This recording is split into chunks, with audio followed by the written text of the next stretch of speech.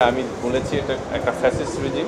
এই ফ্যাসিস্ট রেজিমটা কায়েম হওয়ার ফলে এখানে যারা যারা রেসপন্সিবল পার্সন ছিল